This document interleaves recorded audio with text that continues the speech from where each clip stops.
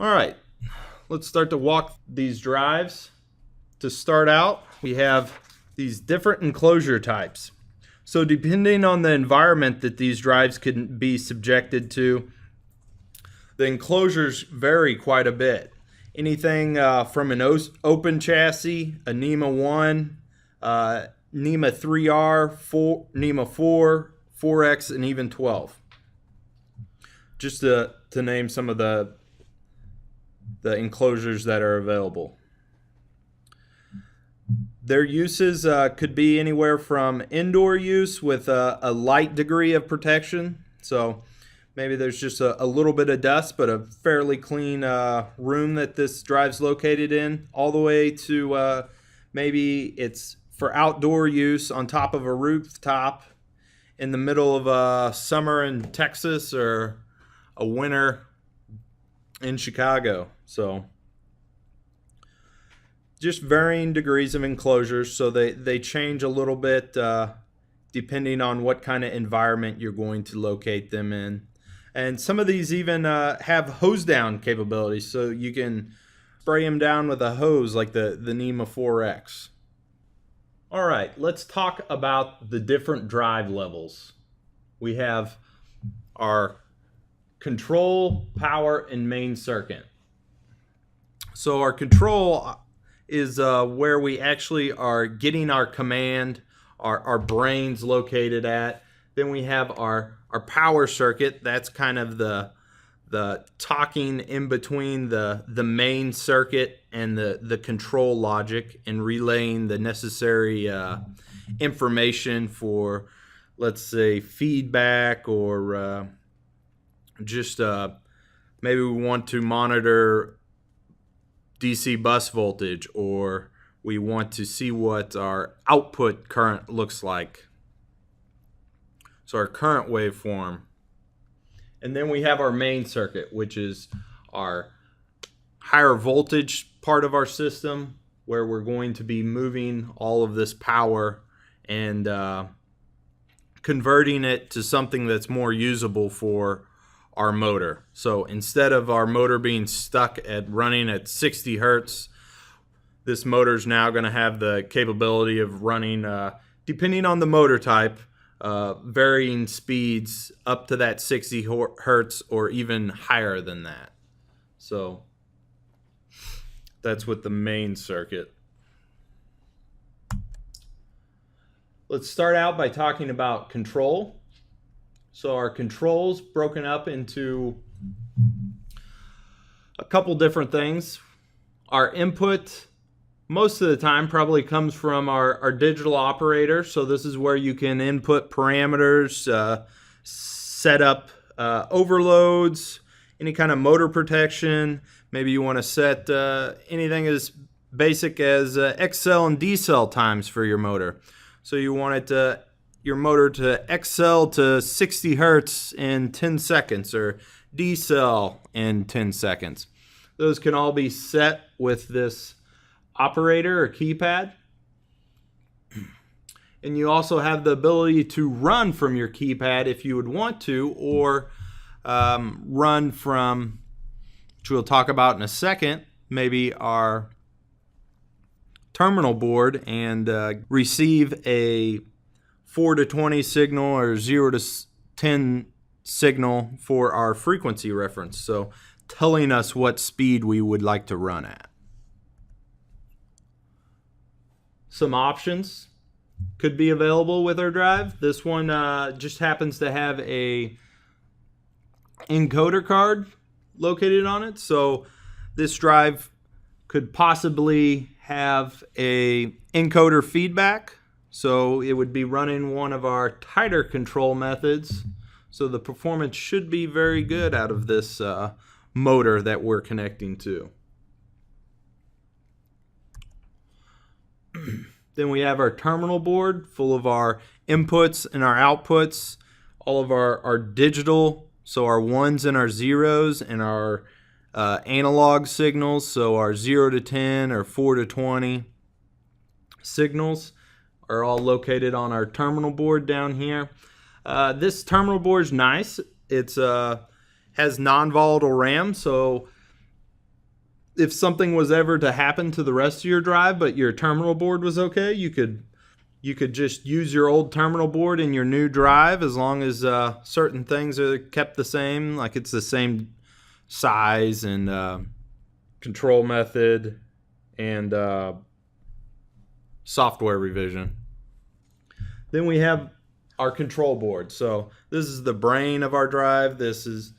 Tells the rest of my drive circuit when to fire the IGBTs, which we'll talk about a little later, or protect my motor, so observe current, or even protect my drive too. So this is where all those calculations are done. Now let's move to the power section. So this is the connection between the control board with all of our logic, and goes to our power board or gate drive board, which is located right above the operator in this picture. For this webinar, I just chose this is a A1000. I believe it's a 139 amp drive, so a medium sized drive for these pictures. So your power board or gate drive board is going to output the signal to fire your IGBTs. It's going to read back signals from your main circuit, like your DC bus level and your DCCT readings. So your current readings that you're checking all the time, those all come through this power board, which convert it to something usable for the control board to look at. So it's the connection between that low power control board and the high power main circuit. And that's done through this transformer. It's just going to switch that high voltage to something usable to power that control board. These vary depending on the drive size. Some of our micro drives actually have all of these boards and the main circuit soldered, sandwiched together. So some of those smaller drives are going to be, if you're trying to repair them yourself, are going to be not as useful to repair, but luckily they're pretty cheap, so you might as well just toss it and grab a new one anyways. But anything I think over 25 horsepower on our A1000s, not a micro drive, would probably use a board similar to this. From our control to our power, our gate drive board, now we're on to our main circuit where all the magic's happening. So our drives nowadays are going from AC to DC and then back to an AC waveform. This output, or this AC waveform, I would not call it a sinusoidal waveform. It's more of a simulated AC waveform, and you guys will notice this later. So for our input side, you notice up in the top corner, we just have our picture. We're talking about just the input, so the converter side. This is made up of some small capacitors, and these units right here, these are MOVs, okay? So these are going to try to get rid of any excessive voltage transients that could come in, let's say like a lightning strike or something like that. It's going to try to protect this more expensive part right here. So these input diodes that we have coming in here. This is a diode out of that larger drive that I showed before, that A1000 139 amp drive. Right here is our incoming AC. That's where it would come in from this side. And then it's going to output our positive and negative portions that we output from our diodes. So a diode is kind of like a one-way a one-way train. So it's going to allow this waveform to pass on one side, but not on the other side, okay? So it's going to kind of chop this AC in half and convert it to something that looks like DC, which it will evolve from this as we move to the next section of this drive. So we have our three-phase incoming 120 degree electrically isolated phases coming through here that get chopped in half, so this lower portion would be missing until we come over to our other side of our diode, which this diode right here has the upper and lower portion all in one module. So some of the smaller drives actually have all of these in one module and even have the output on the same module. So those micro drives, this is all actually one piece here, and then the capacitors will be probably soldered onto another board on those smaller drives. So that's our input or converter side of our drive. Then we move to our DC bus, okay? So we've got the top part of that waveform that we chopped in half with our diodes. And since we have this capacitor here, we're actually going to start to fill in these voids, so it's going to smooth out this DC bus ripple, which is very bad for a drive. So things that would cause excessive DC bus ripple would be like if you would try to single phase a drive. You can do it, you just have to deal with a big D rate, so that would cause excessive DC bus ripple.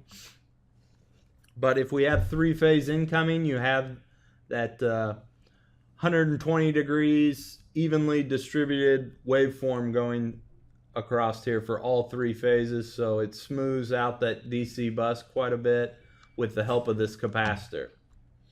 Also, whenever you first start up a drive, you're going to notice that it probably makes some clicking noises. This is because we're running through a soft charge circuit. So the soft charge circuit's made up of a contactor or set of contacts.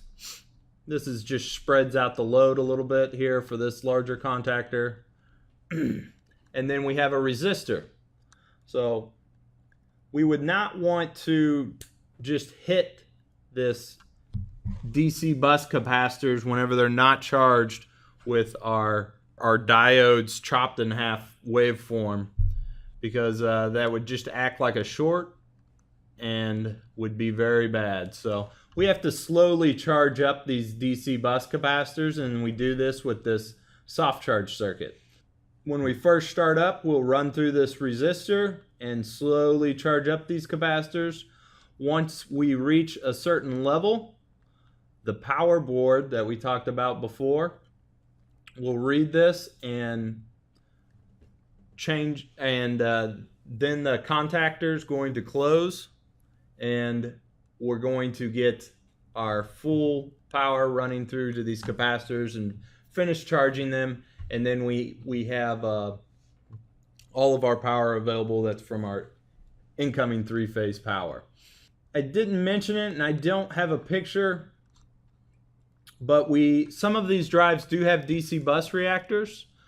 These are good for reducing some of our input harmonics, probably around 3 to 5% reduction in input harmonics. So you guys have probably heard a lot of stuff about input harmonics.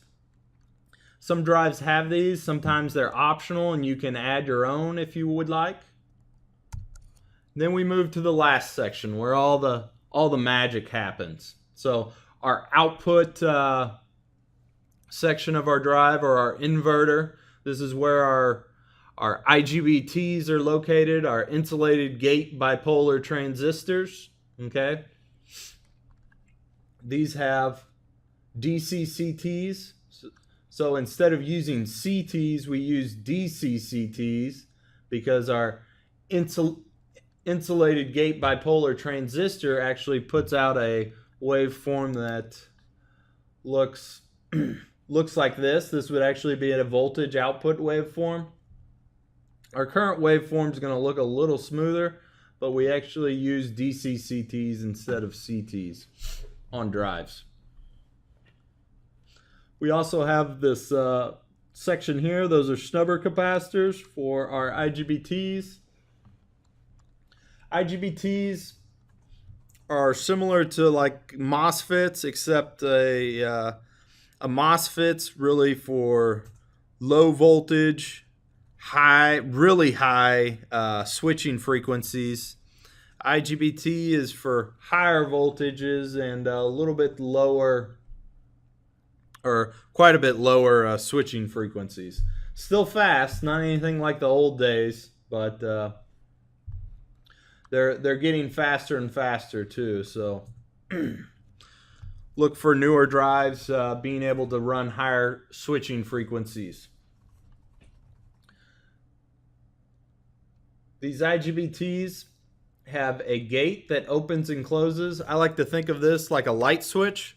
So you flip on and off your light in your house. That's how I like to think of this gate. So turning on and off this this power.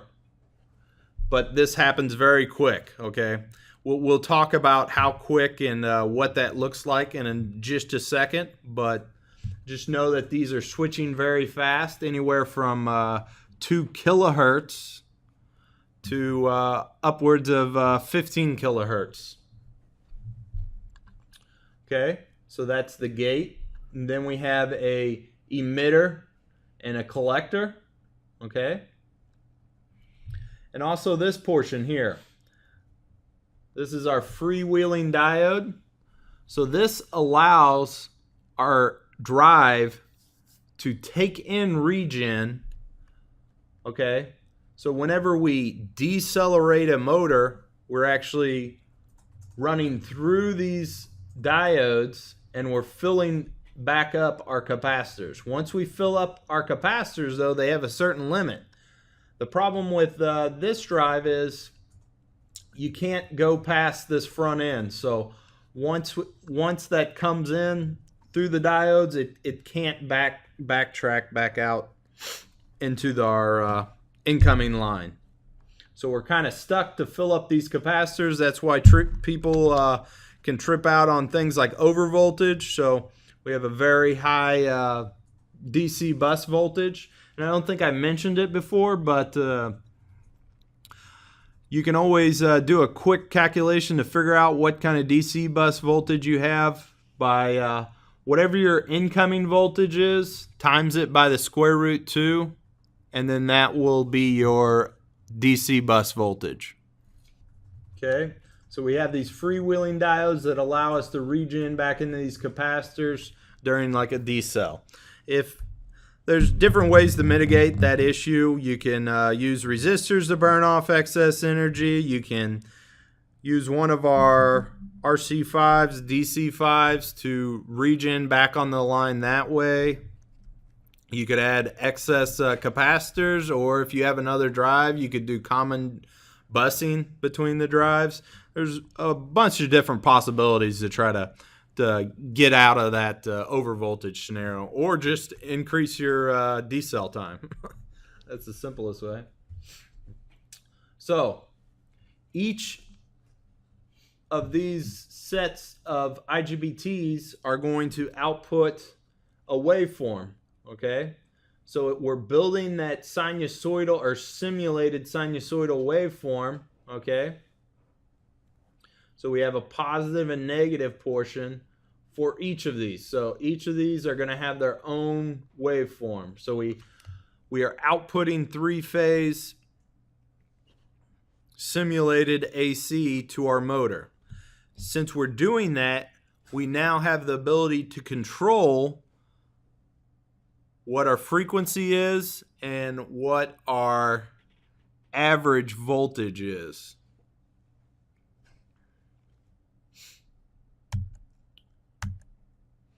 So let's talk a little bit about IGBT switching. So when do these fire and things like that? Remember, these are firing very fast. So T1, T2 shown up here is going to be for this first set. Let me get my mouse over there. So these two. And then whenever we move to the second set, we have our second waveform, and then so on, our third waveform. Now, we're going to work our way through this waveform, and at the beginning, let's just focus on this first output voltage waveform.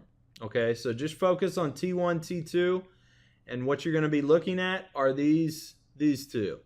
Hopefully, we'll see just our positive portion of our waveform blinking. So whenever it blinks, that means that's switching. So the switching's happening very fast. So we're just trying to simulate that so you can see this switching pattern. So focus on T1, T2, and there we go. There. So you notice how on these first two, which is for this waveform, this upper waveform, that just this top one was firing, okay? This bottom one will start firing, but we haven't reached that point yet. So if we go down to T2, T3, you're going to focus on these two. This is the upper portion of that waveform. This is the lower portion. So this one should come on just for a second, and then this other one should start switching after that. So let's see if that happens. And that happens, okay? And then our last waveform here, we have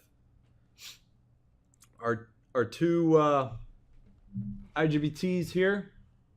And we're going to start, looks like we're starting on the negative portion, so this lower one will start up and then come over to our upper portion. So let's see if that happens. And there it goes. Okay. And the same thing's going to be happening as we move further through this. So you notice that for these, now it's just the bottom IGBT firing. And then through here, hitting the wrong button. For the second one, so these two, you're going to notice that it's the negative portion, and then the upper one will start to fire. And then so on for the third phase. So I think that shows pretty good how that switching happens. If you notice that these two never fire at the same time. If those two fire at the same time, that's not going to be good for your system.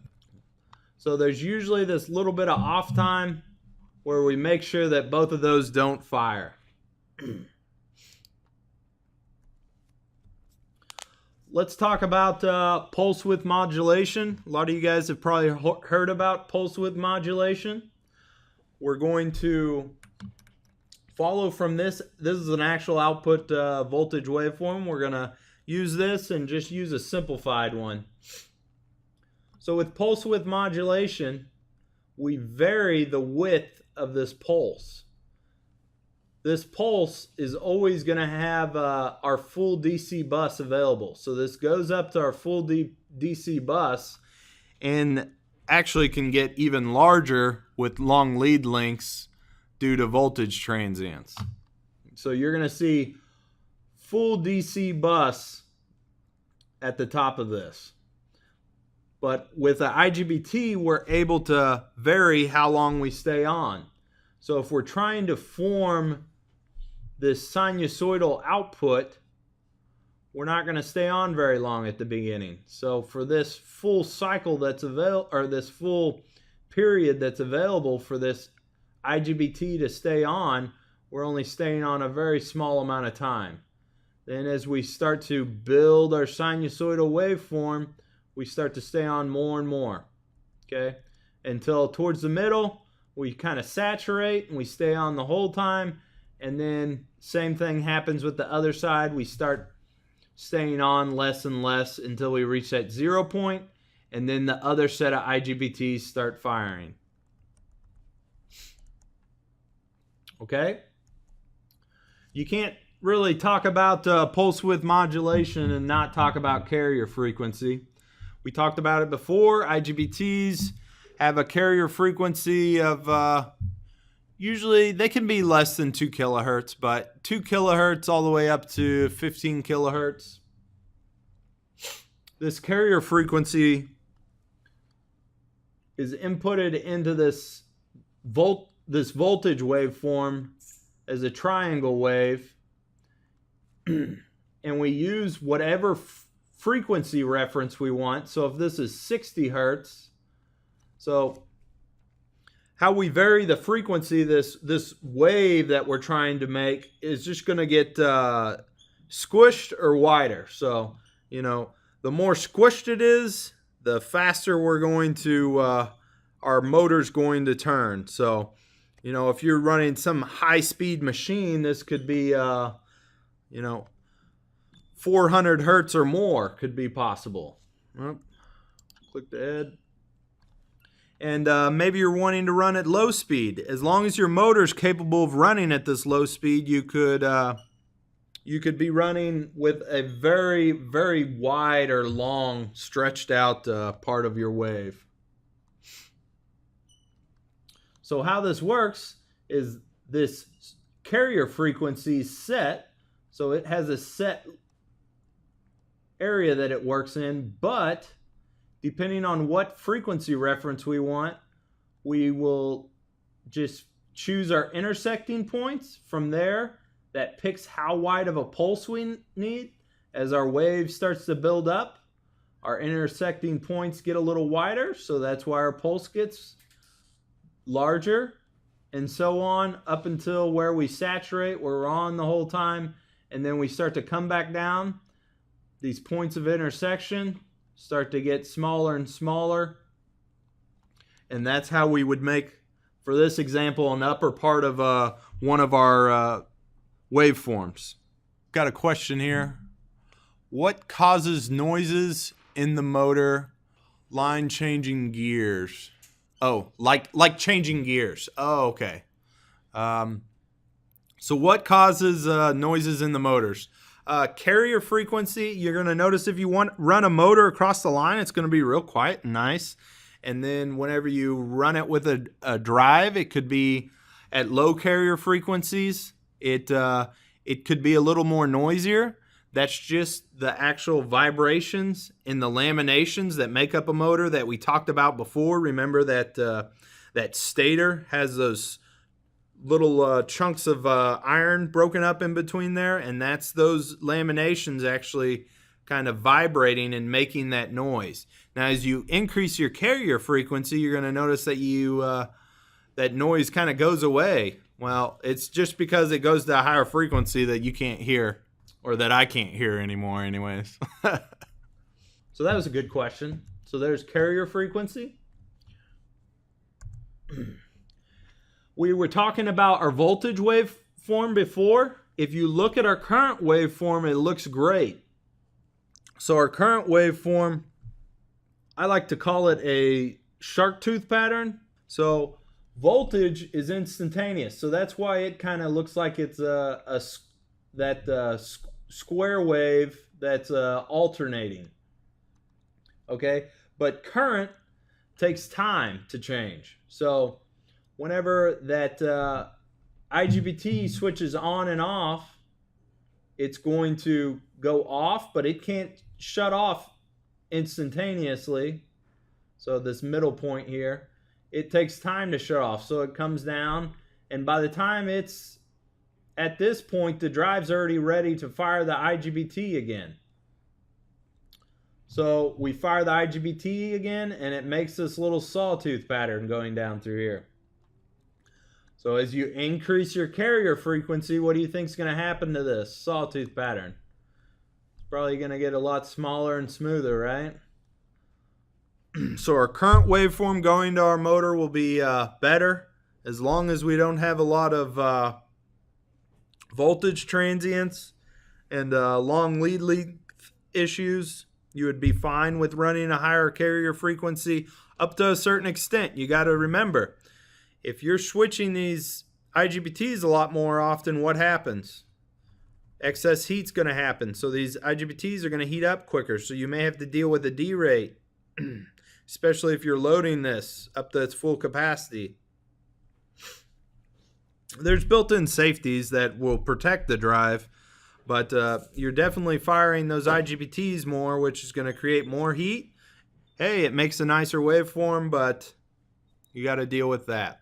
So a lot of your commercial applications like this higher carrier frequency because they don't like to hear the motor upstairs. Also, with our voltage, I'm going to backtrack just a hair. With our voltage waveform, this looks like a square wave, but really this is like the RMS voltage or average voltage of the cycle. And if you would look at it as the average voltage, this would look a lot more sinusoidal than it visually looks like from our oscilloscope reading. So it's still pretty sinusoidal, but you really see that difference with the current waveform. Just a little note there.